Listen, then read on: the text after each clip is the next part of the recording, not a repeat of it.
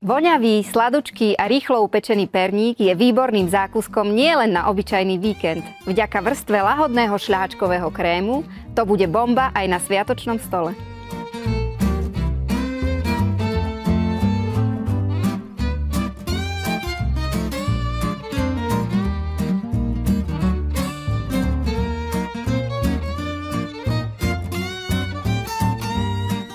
Na perníkové cesto si najprv v mise vyšľaháme mlieko, 4 vajíčka,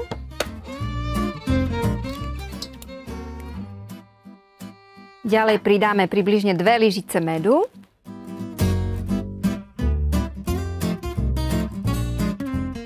dve lyžičky vanilkového extraktu, ale môžete použiť aj dren z vanilkového struku.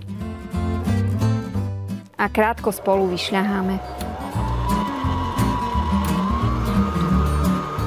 V druhej mise spojíme suché ingrediencie, hladkú múku, mleté oriešky, ja som použila lieskové, trstinový cukor, dôležité perníkové korenie, štipku soli, a ešte prášok do pečiva. Všetko spolu premiešame.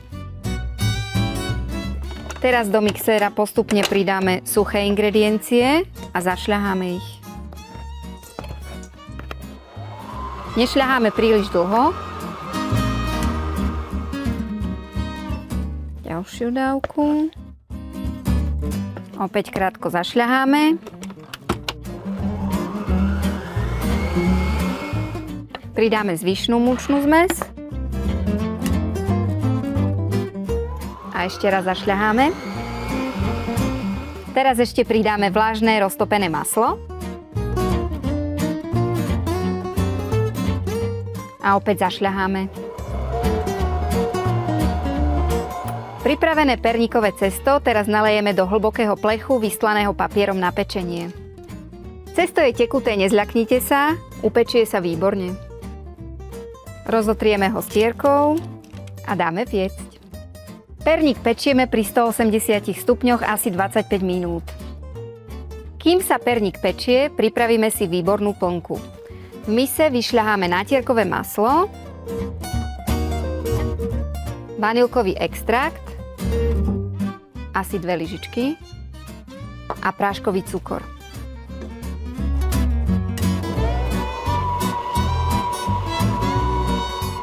V druhej mise vyšľaháme ešte smotanu so stužovadlom na pevnú šľahačku.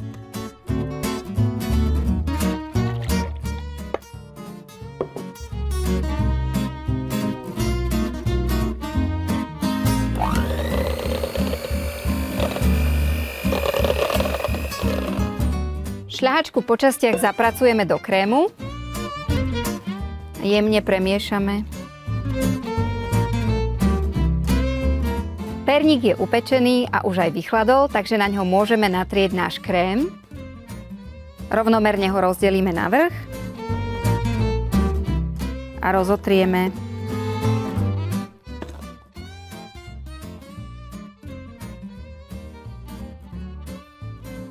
Perník sme potreli krémom a ešte ho ozdobíme sušeným ovocím a orieškami.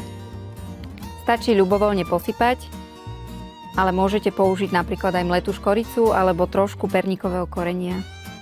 Ja som vybrala rôzne sušené ovocie, morušu, brúsnice, hrozienka a k tomu ešte mandle.